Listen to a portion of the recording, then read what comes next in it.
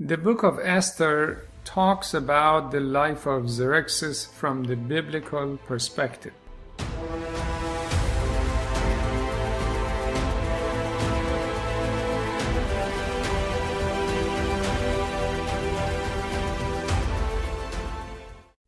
Notice that at the time of Cyrus there were 120 regions, and during the reign of Xerxes this number went up to 127. No doubt, with Darius as his father and Cyrus as his grandfather, there was extravagance and enormity in everything Xerxes did. This book starts by talking about Xerxes in the 3rd year of his reign, invites all the heads of the regions for a period of 6 months, and after that gives a 7-day party for his local governmental officials. It talks about how quality wine was served, however, without obliging anyone to drink it. At the same time, his wife, Queen Vashti, also was hosting a party for the ladies. It indicates that in the last day, the day 7, the king orders his servants to bring in his wife, Queen Vashti, so he can show off her beauty to others. But Vashti refuses to be shown off like a possession, and that angered the king. There were 7 wise men, the Magi's, as his top advisors that were always around him. So the king asks the wise men for advice, and they reasoned Vashti's rebellion can spread throughout the land and cause many wives to despise their husbands. So they advised that Vashti no longer be permitted to king's presence, and someone better than her be selected for the king. At the same time, Mordecai, who was a Jew, had raised his uncle's daughter just like his own daughter, by the name of Hadassah, or Esther, who was lovely and beautiful. The Magi's and the government elders decided that virgins be collected from across the land, and Esther was also selected among this group. But Mordecai had asked Esther not to tell anyone of her kinship with him and her Jewish background.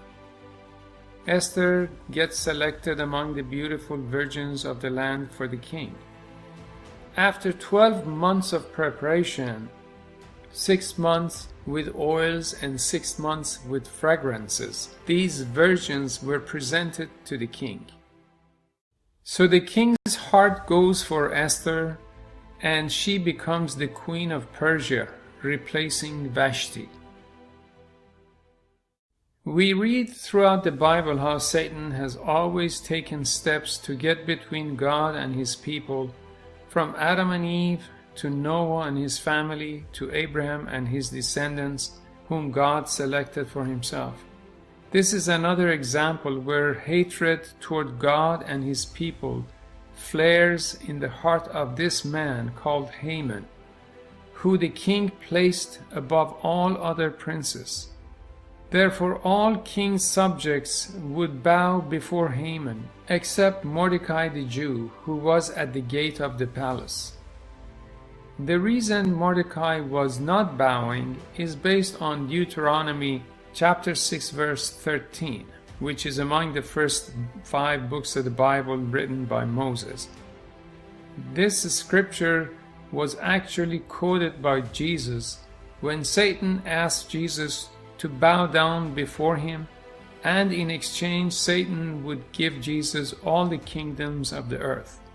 And we read that in Matthew chapter 4 verse 10, which Jesus is quoting this verse in Deuteronomy, and Jesus replies to Satan and says, "Away with you, Satan, for it is written, you shall worship the Lord your God, and him only you shall serve."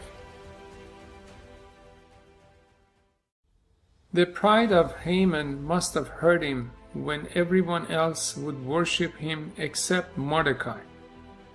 So when Mordecai would not bow to Haman, that turned into hatred in Haman's heart. So he looked for ways to destroy not just Mordecai, but all Jews. Do you see a pattern how history repeats itself? This is not accidental. So Haman devised a plan and told King Xerxes that a group of people scattered in all provinces of Persia keep different laws rather than honoring the king's laws.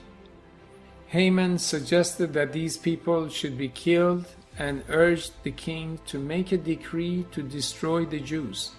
And by killing them, he promised to deposit 10,000 talents of silver into the king's treasuries to finance this plot and make it easier for the king to agree. Thinking this through, he thought by plundering all the Jews he would get this money back and also gain much more wealth. Again, note a pattern here, as Babylonian governors wanted to destroy Daniel because he was a Jew, so does Haman hate Mordecai and set his heart to destroy him and his people. If you study the Bible, you see that from the very beginning, when Satan rose against God, he went after destroying mankind.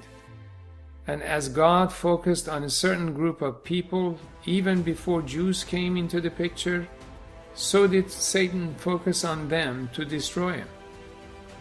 As God declared his laws to the descendant of Abraham and focused on blessing his offspring, who after Moses called Jews, so did Satan's focus intensified against this small group of people on earth. History is undeniable as how much hatred has been directed toward these people, and how many rulers have set their heart to destroy them. Yet God of heaven has promised their preservation to fulfill his promises to Abraham. So the king gave his seal to Haman and authorized him to go ahead with the plan. And Haman arranged that the law be written for every province in their language and be sent to them with the order to destroy, kill, and annihilate all the Jews, young and old, women and children, on a single day. Therefore, special mail distributed this law throughout the land. So Haman and the king sat to drink together, but there was unrest and confusion in Shushan. How would you feel when your government passes a law to fight against you, kill you and your family, and rob all your possession, and announce a day that would execute this plan? So the Jews mourned and fasted, and as the custom of that day, they wore sackcloth and put ashes on their head, signifying their reaction to the upcoming calamity. Mordecai also put on sackcloth and ashes. When Esther heard this, naturally she was deeply distressed and wanted to talk with Mordecai and sent for him with clean clothes, but Mordecai refused to see her. Mordecai sent message to Esther warning her not to feel safe just because she is in king's palace. And as God has always kept a remnant of his people safe, God will do so again. Mordecai also asked Esther to think perhaps she was placed in her position for such a time as this, so she can act as God's instrument in this ordeal. Esther asked Mordecai to call on all Jews in Shushan to fast for 3 days, and she would do so as well.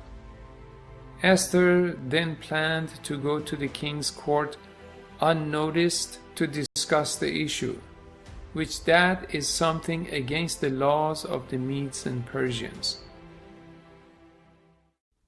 You can read the story yourself, but it goes like this.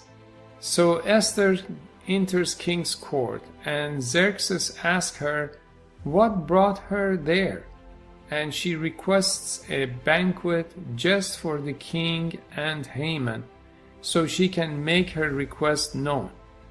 The king accepts, and Haman was so happy that among all the nobilities, queen has asked only for him and the king.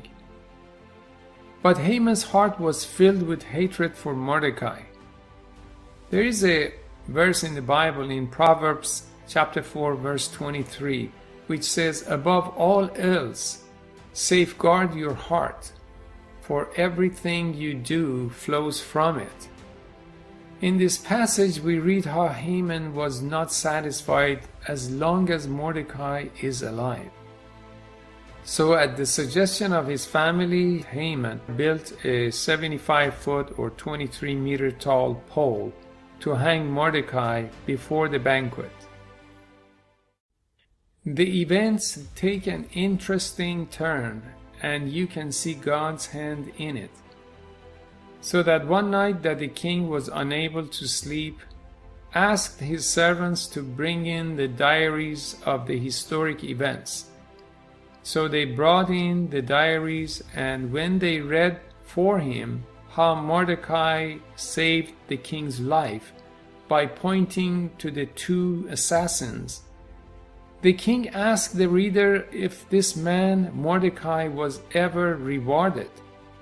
The servants responded, no, nothing was done for him. So when Haman came in as usual to meet the king, Xerxes asked Haman what should be done for a person whom the king delights to honor.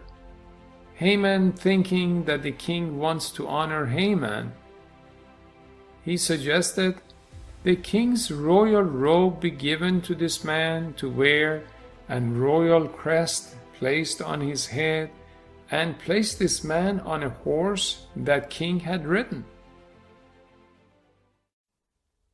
And Haman continues saying to the king, "And let one of your most noble princes take the rein of the horse and parade this man on the horse around the city and announce to everyone, this is how the king honors a man that he is pleased with." King said to Haman, "Let this be done according to what you said. Hurry, take the robe and the horse as you have suggested, and do so for Mordecai the Jew, who sits within the king's gate. Don't leave any detail of all that you have suggested." You can imagine how infuriated Haman must have gotten to realize that the king did not mean to honor Haman, but he was thinking about Mordecai, whom he hated the most. So when the king and Haman again went into the banquet that Esther had arranged, the king asked her, what is it that she's asking? Esther asks that her life be spared and the life of her people, she said, as we have been sold to be destroyed, killed and annihilated. Up to this point, Haman had no idea that Esther was a Jew, and therefore she would be subject to this very law. When the king heard this, he asked, "Who is this person that dared to want to kill you and your people?" And Esther pointed to Haman, saying, "Haman is the enemy." So Haman was terrified, as he could see his life on the line before the king and queen. The king needed to digest this news and figure out what to do with Haman, and how he can preserve Esther and others from this plot. Haman, being so worried about his life, remained in the room and fell on the couch where Esther was and begged for mercy. At the same time, the king returned seeing this scene, and he became even more enraged at Haman and shouted, "Will he even molest the queen while she is with me in this house?" As he finished saying this, the servants covered Haman's face and took him out, a sign that he is no longer worthy to see the light of the day. They hung Haman on the same 75-foot tall pole that Haman had built for Mordecai. After Haman's death, the king gives power and his signet ring to Mordecai. As Esther begs the king for mercy and asks that his plan of annihilation be cancelled, Xerxes told Esther and Mordecai, "Although we cannot change what was written before, you can write into law as they seem fit in their defense." So Mordecai ordered that it would be written to all regions of the land that the Jews also will have the right to protect and defend themselves and have same rights as their attackers have. In the set date, which was the 13th day of the month of Adar, the war breaks out, but the Jews defended themselves and survived.